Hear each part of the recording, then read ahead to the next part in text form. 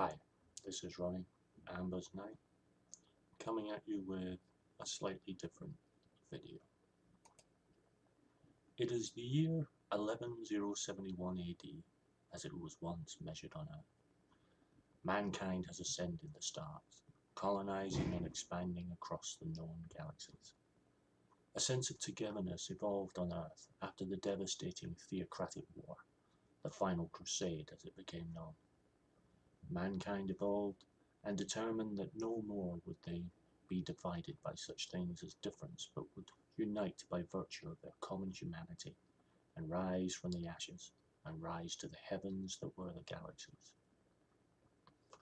And so millennia of travel and exploration, mining and terraforming, occupation and colonization began. Humanity stretched to the Milky Way and beyond. Technology advanced to the point of biologically designed, technologically advanced cyborgs that were used for slave labor on distant colonies. All too soon, petty differences once again surfaced and old factions and bitter rivalries began anew, and humanity brought us war against each other to the stars. Faster-than-light craft allowed for travel across great distances in days or weeks, rather than years, and humanity expanded across the vastness of the universe. It was in 8324 AD that mankind made first contact with another culture.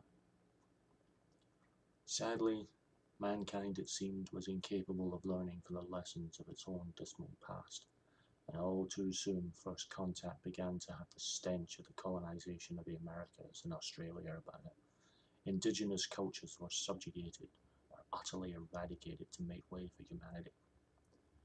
By 8543 AD, all of the known galaxy where there had been intelligent life were now either enslaved or eradicated. And then in 8556 AD came the great technological marvel, the jump drive. Unlike the engines of old that simply sped craft from one place to another at great speed, this drive allowed for craft to instantaneously travel from one part of the galaxy to another, providing the area was known and the coordinates established. The first jumps were successful, and mankind smiled at its greatness. And then came the accident, the discovery of witch space. The jump drive malfunctioned, setting the ship and its 1100 crew and passengers out of our phase reality and into a separate one that those who came back said was as close to terror and hell as they ever wanted to come. A young scientist called this alternate destination witch space, a name derived not only from the descriptions given but also a reference to some old archaic video game from aeons past in Earth's history. Scientists wished to study this new dimension, a new realm which they felt could be seen as less threatening if they knew how it worked. Military forces wanted to launch a full invasion whilst nobles and diplomats urged caution. All the while, incidents of malfunction grew, and this time there were no survivors, no returning ships. The witch base was not returning that which entered their dimension. In 8672 AD, a young woman by the name of Abigail Fremont began experiencing what she referred to as psychic events. She saw visions of the other place, and what she saw inspired her to start a campaign looking for others like her, psychic sensitives, to find a clearer picture so as to teach and inform others of the new realm. On May the 4th, 8675 AD, Abigail and some 2,000 others congregated to a park on Rigel 9 and attempted to pool their abilities to communicate with witch base. With their inquiring minds, they sensed the barrier between the realms, and slowly, carefully, gently, they opened the barrier to see what was there. Their minds attuned it was one, pushing into the void of witch space. At that point, witch space pushed back. To this day, no one truly knows what happened to Abigail and her fellow sensitives, other than the fact that the park is now known as Abigail Fremont Park, in memoriam for the many who died there. It is said their screams could be heard across the globe, and for a brief moment, those who even had the slightest sensitive nature could hear the scream before the scream silenced forever. Since then, there have been no more sensitives. Some scientists theorize that the wave of energy that pushed back that day destroyed any chance of such a sensitive ever again being born. Others believe that the opening of witch space that day caused a barrier to be released, one that simply cancels out the signals that sensitives can receive, rendering them deaf and blind psychically. The death of Abigail and her followers was the first. Soon witch space decided to enter into our dimension. In 9113 AD, the first known attack happened upon a human colony. There were only 2 survivors. Both had reported that what they saw were formless shadows, one moment looking vaguely humanoid, the next insectoid, the next arachnid. But always they moved like wraiths across the battlefield, seemingly unhurt by the weapons of the townspeople, passing through buildings as if they weren't even there. For the next 20 years, scientists and military advisors sought to find a reason for the encroachers' ability to appear ghost-like. Eventually it was discovered the beings were not shapeshifters in the strictest sense, but used cutting-edge holographic technology to render themselves into a multitude of forms in order to disorientate and terrify their prey. Their armor was capable of shifting slightly out of phase with our reality, giving them their ghost-like appearance. Eventually, weapons were equipped with small EMP generators that played havoc with the encroachers' suits, giving a short window of opportunity for them to be killed. The military referred to the invaders as shifters, and the name has remained to this day. The battle has been all-encompassing. For years, up until the weakness in the armor was found, the shifter was capable of sending in small battalions and wipe out the populations of whole planets. Those who were lifted to safety talked of the hellish and nightmarish visions that plagued the populace as the shifters came upon them. Even their vessels seemed to be made of the same technology, allowing them to shift and phase out of reality and change shape to terrifying creatures, even demons. A scientist postulated the theory that through the actions of Abigail, the shifters had been given a keen insight into the human mind, not only the ambitions and desires that drove humanity, but also their fears and nightmares. The shifters have been using this knowledge as the basis for their strategy.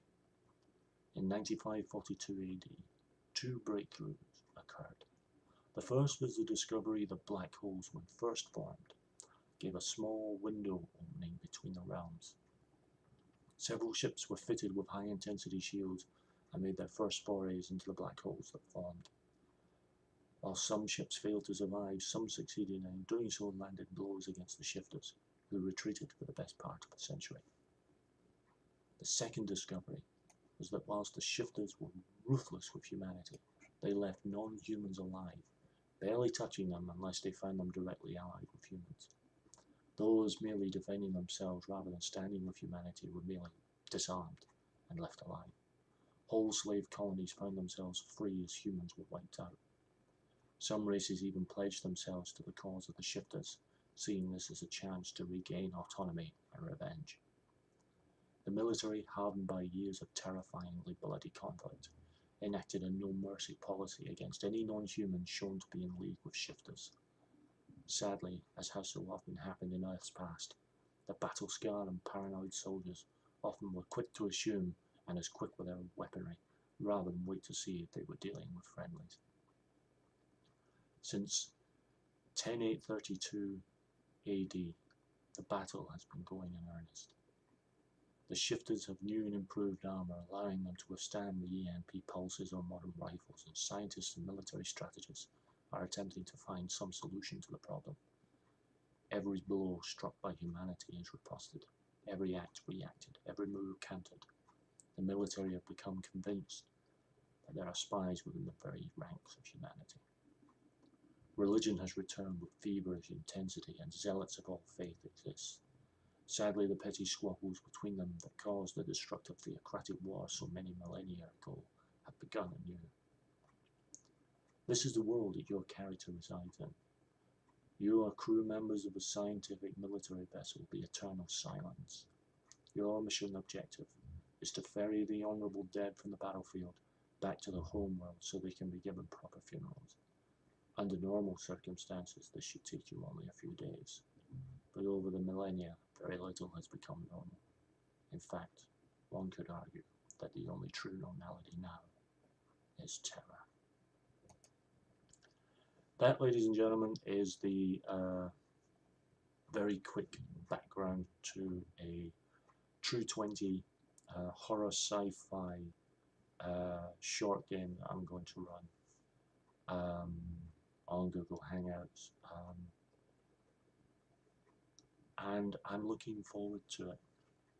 I haven't used True20 before, but the system seems fairly simple, so I'm looking forward to that. I'm looking forward to doing something a little different. Yes, it's a one-shot game, but given the possibility of the background I wrote, I could easily then do a campaign. And the nice thing is, I could do something that was pure sci-fi or purely horror. At the moment, I'm dealing with a sort of hybrid between the two. And I'm looking forward to it. I'm quite excited about it, actually, because I kind of know, as I talked my other video about the spine of a scenario, a sort of through line I already know. And the rest is just about creating some sort of atmosphere for the players. I am looking forward to it. Yeah, I think it will go down well. Not sure exactly when it will happen. John Spitzer is doing a one-shot Cthulhu at the moment, and John Large wants to do a game as well, so those will happen first. And then mine will go on if people are up for it. So yeah, I'm looking forward to it, and obviously it's going to go live, which is the first time I've actually ran something on Google Hangouts, so that's going to be interesting as well for me. And I'm looking forward to doing something a little different. So thanks for listening and watching, and I'll be back soon with another video.